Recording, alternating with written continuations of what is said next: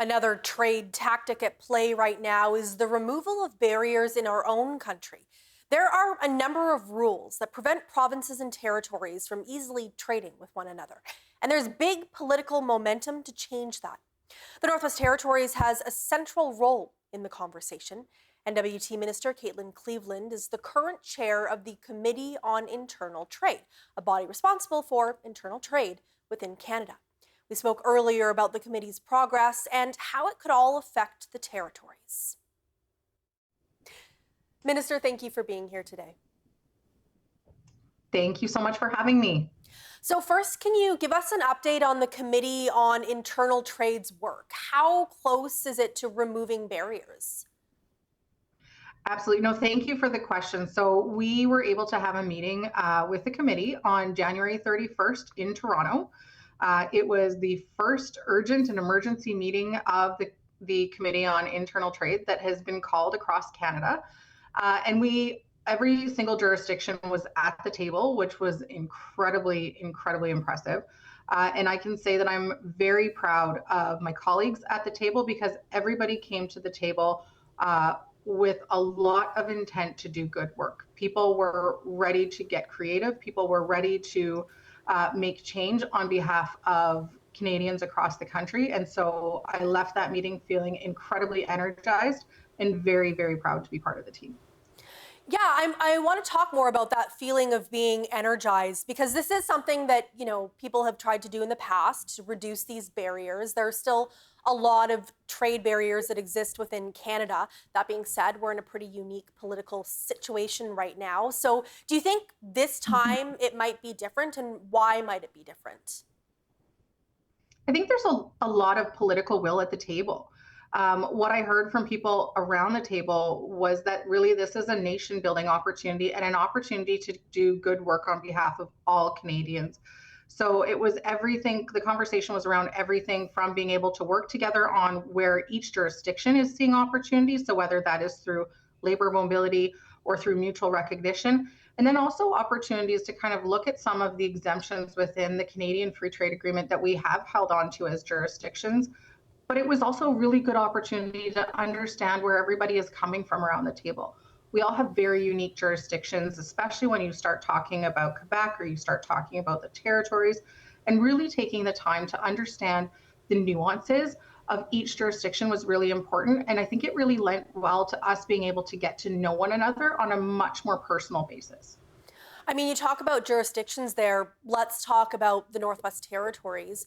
What does the territories stand to lose if these barriers are reduced? Well, I first of all would say that there's no onus to absolutely get rid of everything.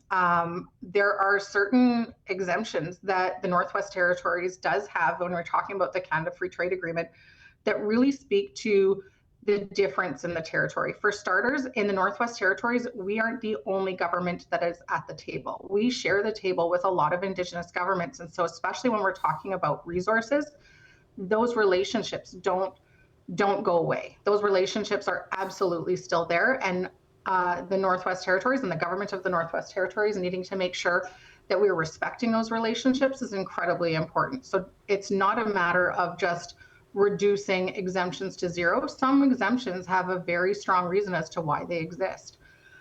In addition, within the territories, we also are in a very different place compared to the rest of Canada when we start talking about infrastructure deficits. And infrastructure really is key to having an equitable place as a starting point when we're talking about entrance and barriers to trade. And so ensuring that we have certain things like, for example, our business incentive policy, which really does speak to the fact that it is more expensive to do business in the territories, and especially here in the Northwest Territories.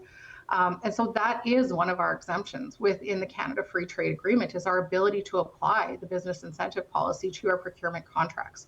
So those are certain things that I don't see going anywhere, because those are things that not only lend to the prosperity of the residents of the Northwest Territories, but also really speak to Arctic sovereignty at the end of the day. I'm curious in the conversations, and I realize you're in a unique position because you're both the chair of this committee and also representing the Northwest Territories. But from a Northwest Territories perspective, What was maybe the temperature of the room when conversations like the business incentive policy come up, where the Northwest Territories might step in and have to say, hey, listen, like, we actually really kind of need this to protect our local businesses. In particular, with Southern provincial premiers, I'm just wondering what they think about asking for those exemptions while also asking for other different rules to be, taken away.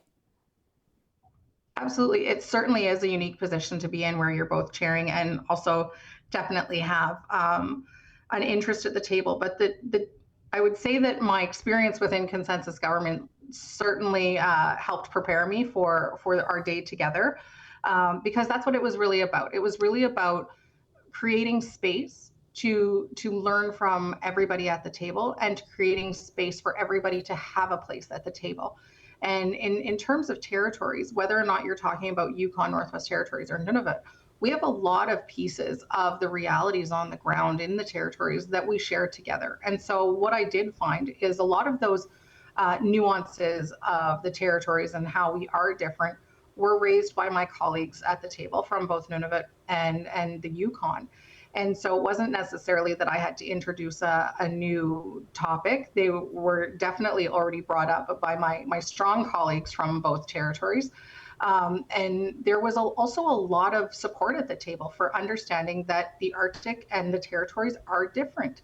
And understanding too how this conversation relates directly to Arctic sovereignty. So I felt that the table was incredibly supportive, and really approached with a place of curiosity as to understanding how it's different, but also understanding, okay, what are the opportunities here then to work together? And I think that is the key part about this table, is understanding that yes, we all have differences, but we certainly all have commonalities, and that's where we get on board, and that's where we make a difference. What do you think the territories could gain in broad strokes from reducing trade barriers?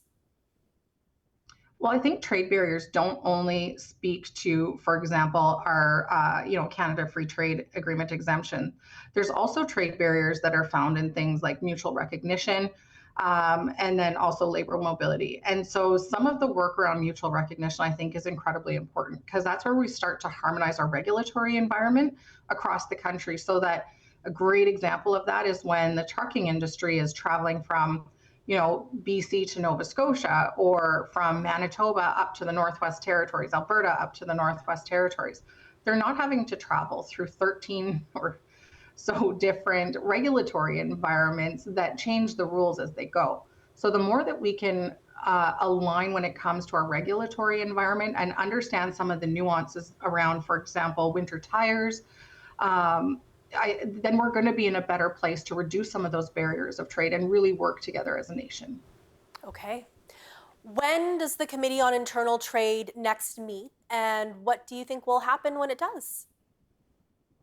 Yeah, no, thank you for that question. And so it is a very active table. We have a lot of work to do in a short time. And so we all left that meeting on January 31st, energized and ready to go back to our jurisdictions and get straight to work.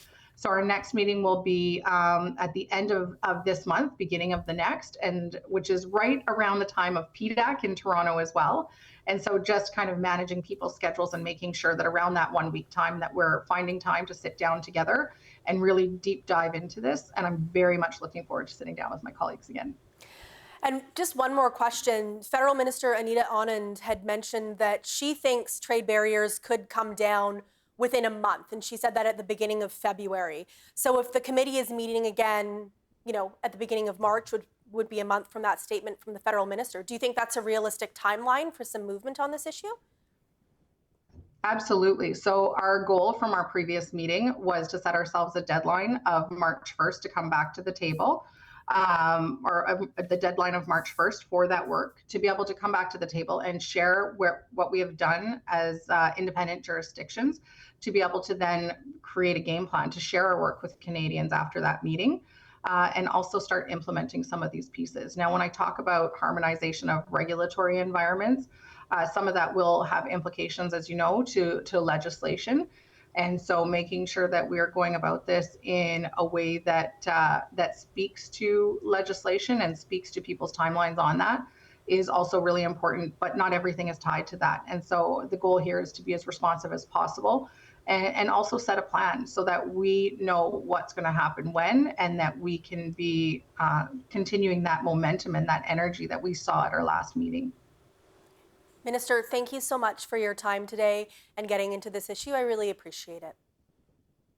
Thank you so much. Very much appreciate your time. And thank you for asking questions.